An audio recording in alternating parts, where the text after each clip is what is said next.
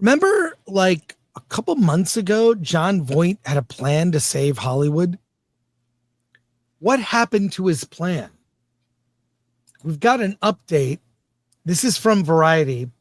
Alan, if you would bring up the notes on the story, let me start by reading it from Variety. What happened to John Voight's plan to save Hollywood?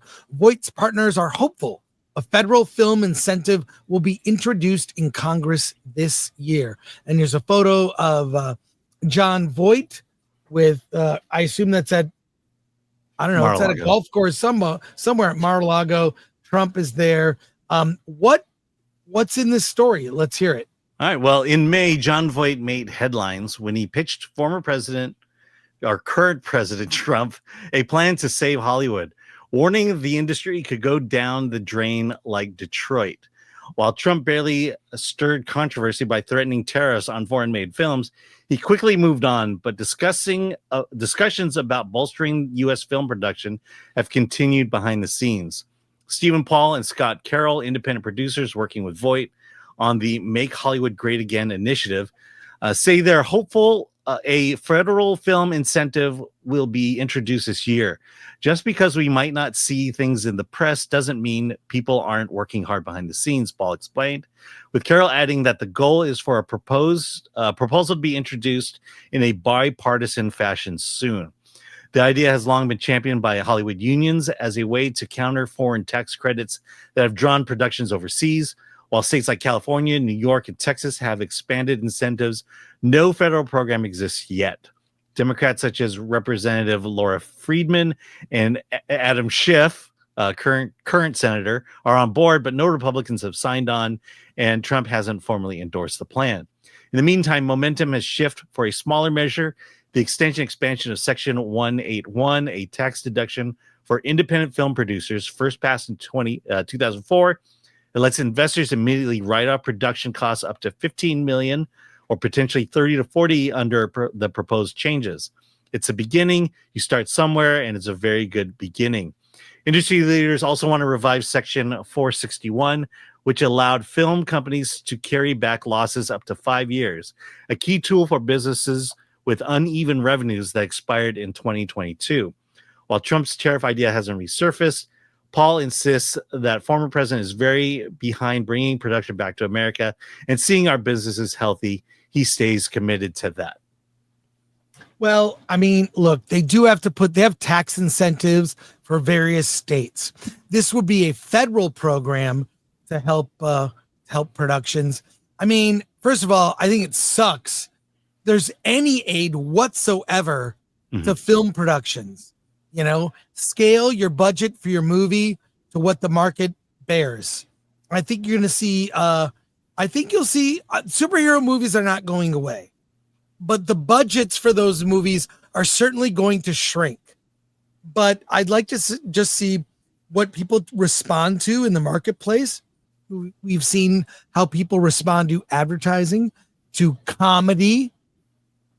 Look at where the zeitgeist is, follow the market. So, look, I'm glad maybe that's a good boost. Maybe it will incentivize movies that are more pro-American. We shall see.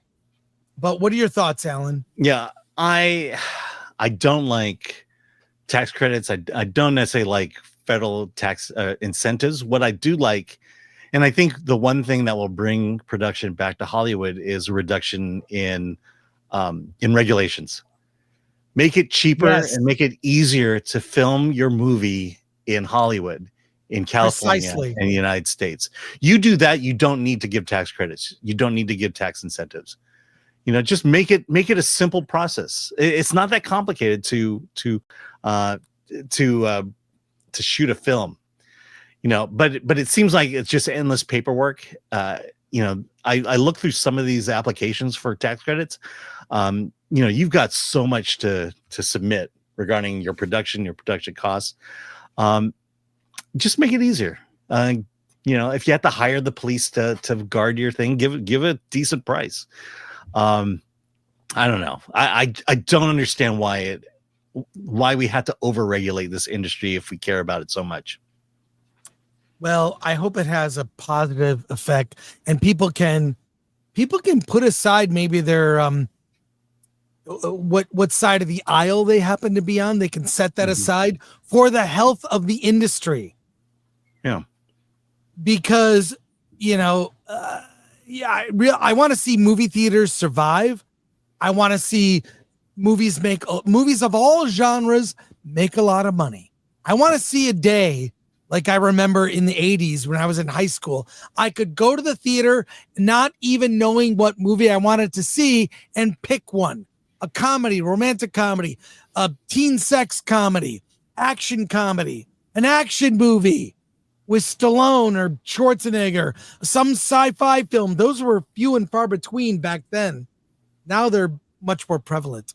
Yeah. But Here's I just my want to get back to that day yeah. where there's so much to watch. I don't know why that popped up. Here's the thing. Let me just say that the problem I have is, and we talked about it. We talked about it with Jim Agnew, but everyone has their hand out. And so when you shoot in LA, you got to pay people off. And when you give them tax credits and tax incentives, what you're doing is you're taking tax dollars and allowing these filmmakers to pay off these overpaid regulators with our tax dollars now. There's something really wrong with that. White Boy Summer? This is really a thing. It exists. Watch this. Look, I didn't ask to be the king of summer. It just kind of happened. This tan? Genetics.